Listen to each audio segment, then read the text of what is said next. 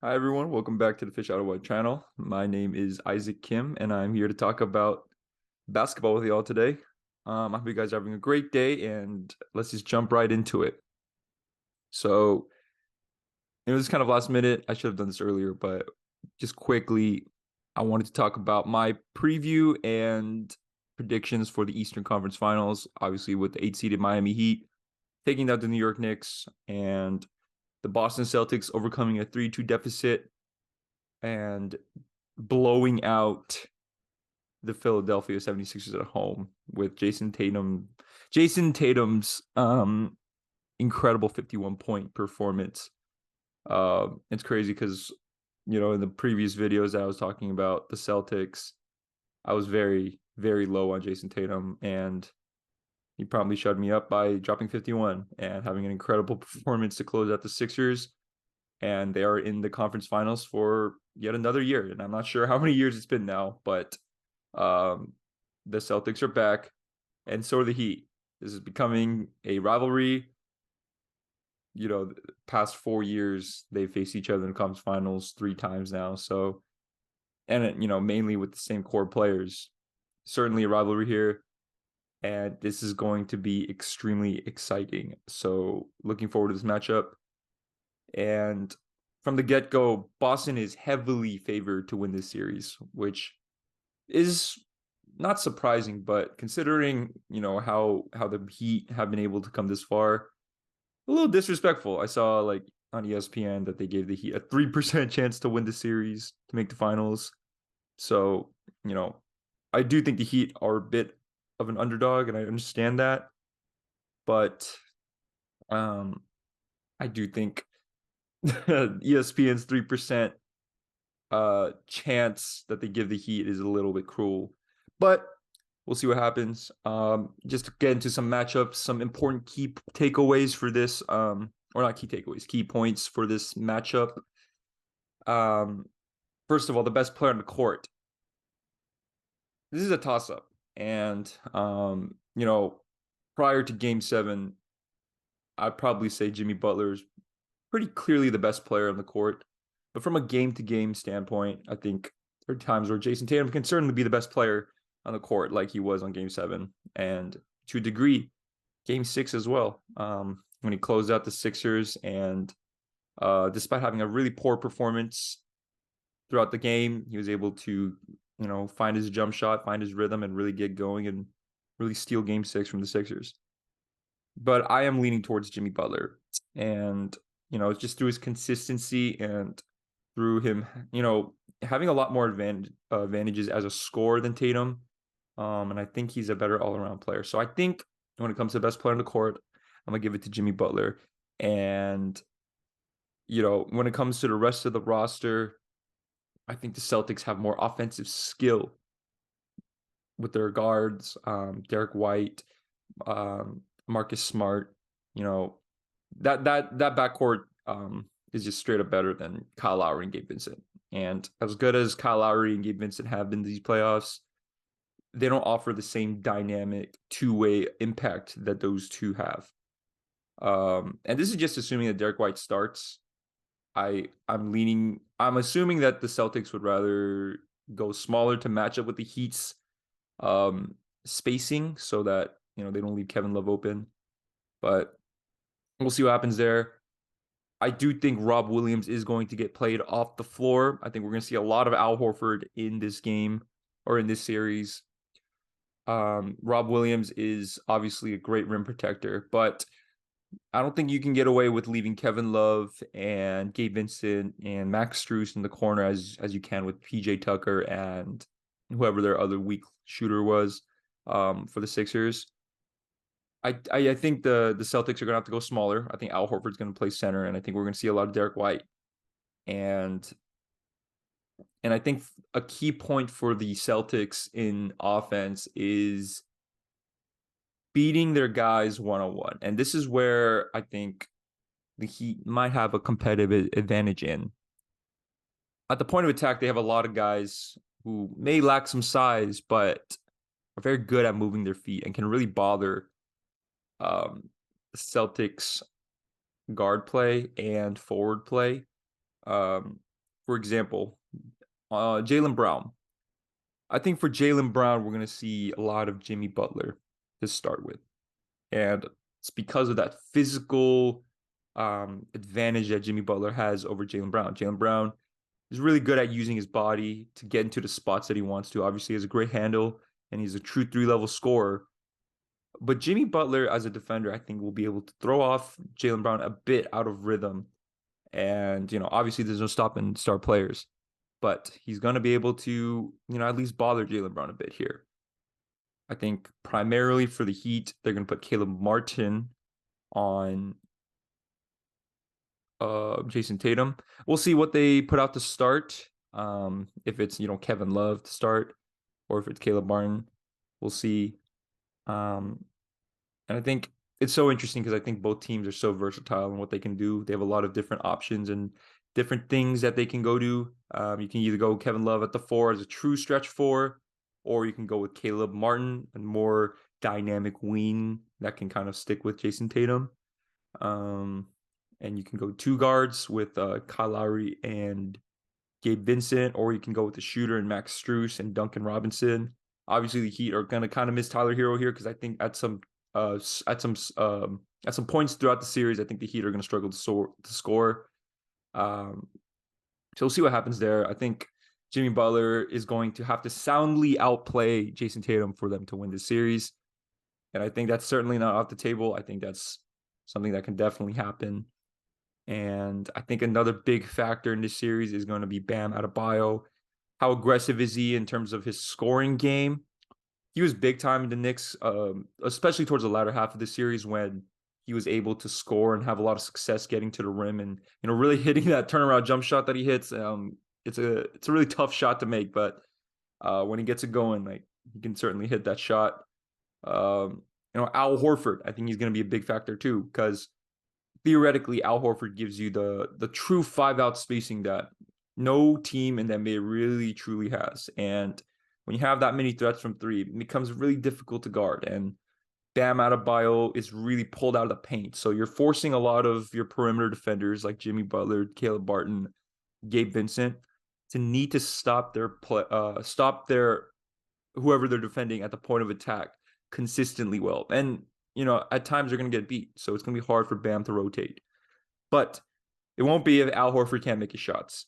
Al Horford's three-point shooting is going to be key, especially from that corner spot and in the pick and pop for the Celtics to succeed on offense. Because I do think the Celtics really succeed off of how much space they have, given how much shooting and offensive skill they have. But I don't think they have a true 101 guy who can just get his own shot off whenever he wants to.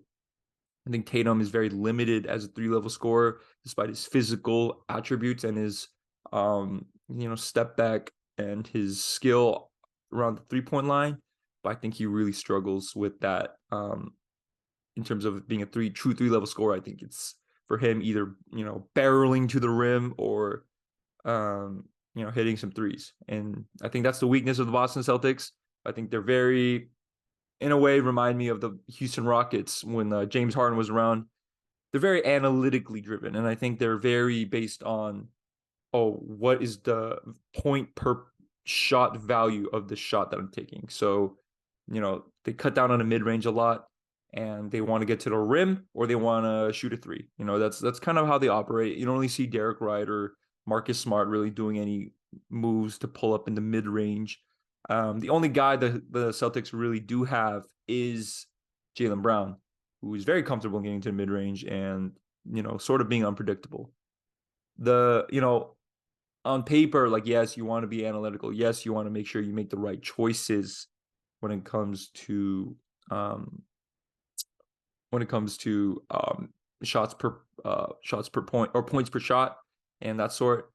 But in the playoffs, I think unpredictability is really important. And when it comes to clutch situations and when the game is really, really getting mud fighty and there's like no offense going, you got to be able to get buckets. And it's going to be really difficult for the Celtics in clutch situations. They are the best team in the NBA blowing out teams. But when it comes to clutch situations, they struggle a lot. And it's because of their lack of 3-level scoring and being able to consistently beat their man in isolation. in my opinion. I think the Celtics have a collective great talent. Obviously, we have Marcus Smart, Derek White, Jaylen Brown, JT, and Grant Williams is going to be a big factor in this series. He didn't play that much in the previous series, but in this series, I think he's one of the few guys that can actually match up with Jimmy Butler's strength. I think Tatum has a good chance of using his length, but in terms of strength, I think Jimmy's going to get to his spots. He's going to be able to make some tough shots. And, I think the only guy that can really match his strength is Grant Williams. And Grant Williams is also going to be a big factor. Let's see if the Heat can, or let's see if the Celtics can keep Grant Williams on the floor. And let's see if they can actually have success in slowing down Jimmy. I'm leaning towards no. There's a reason why Grant Williams hasn't been playing that much. He hasn't been as effective this year, especially on the ball. He's more a guy you throw at Giannis because of his strength. Maybe a guy like AD as well. But, I think Jimmy Butler has an advantage with his quickness and his, overall offensive skill set on Grant Williams. I don't think Grant Williams is a great lateral mover. He just knows how to use his strength really well. But I think that's what Jimmy Butler's best at. He's really good. He's really good at using his strength, really good at staying balanced with his upper body. And Grant Williams has the best chance at defending Jimmy Butler. JT, we're gonna see a lot of JT, Jaylen Brown probably on Jimmy Butler, and I think that's gonna be key too in order for the Celtics to stop Jimmy Butler. On the other side, like I said, I think there's gonna be a lot of Caleb Martin on Jason Tatum. I think maybe some Jimmy Butler, but I think Caleb Martin gives the Heat the best chance in terms of matching up physically. I think Caleb Martin's been a huge X factor for the Heat these playoffs. Hopefully, there's no Highsmith. I forget his first name. Good prospect, but he's been playing a little bit too much for the Heat at this point. I think Miami's gonna have to lean on their really tight knit 8 group there. So we'll see. This is a series that's hard to predict. I think, I understand that the Celtics are a great team, but I do think the Heat here are a bit underrated. I think, I think the Celtics are favored by 8.5 points for game 1. No, I don't want to bet that the Heat are going to win, but I would take that in favor of the Heat. I think the Heat are getting a little bit disrespected here, to be completely honest with you. And they're going to have to beat this team through execution. And clearly they have been the best coached team of these playoffs. They've been very disciplined. They've executed every single detail. And that is that's a big reason why they've been able to make it so far. And, Coach Spo has a real advantage over Coach Mazzulla in this matchup. In terms of, just experience and having those adjustments on the fly, those in-game adjustments and game-by-game adjustments. I think Eric Spoelstra is going to do a fabulous job here. I think the Heat are going to have some moments of genius throughout the series. This is a tough pick for me, but I'm going to go with the Heat in 6. The reason why I don't say 7 is because if you pick a series in 7, you're basically having it as a toss-up. So, I'm just going to say Heat in 6. Obviously, I won't be surprised if the Celtics win, but I'm leaning more Heat. And I just, a lot of it is because of how I question the Celtics clutch offense, and they can really stop Jimmy Butler from cooking and really scoring at wherever he wants to. Last year, real quick, I just want to say, last year, Jimmy Butler had great success scoring in every level, any spot he really wanted to. The only time he was really held back was through his knee injury. He had to play through a bum knee, unfortunately. Excuses are excuses, but I think that did play a factor in his effectiveness throughout the series. So this is going to be a great series. I think the Lakers-Nuggets, I kind of mentioned this earlier, Lakers-Nuggets has been great. Game 1, I haven't uploaded my reaction yet.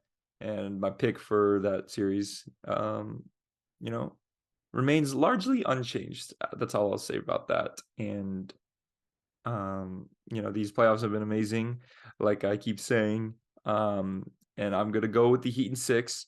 Like I said, I think Jimmy Butler is going to soundly outplay Jason Tatum. That is my prediction.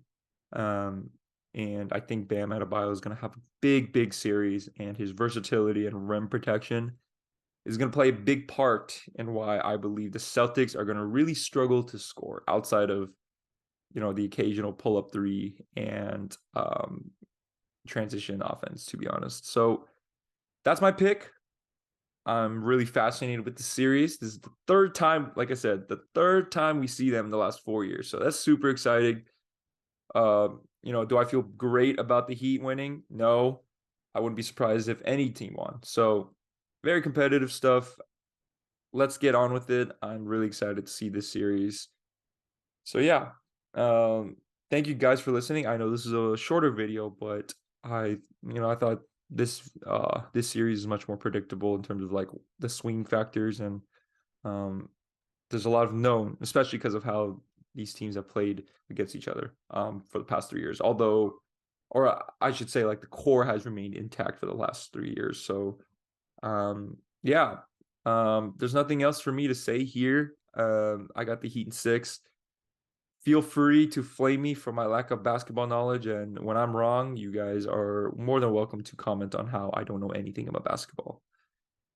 Thank you guys for listening. The support means a lot. I've seen the comments, and we're still small, but slow and steady gets you ready, right? So if you guys want, please subscribe, please comment, please like the video. Any support is much welcomed. And I really appreciate you guys for listening and tuning in. With that, I hope you guys have a great day. Keep watching the playoffs. These have been incredible, and I'm excited to see what happens next.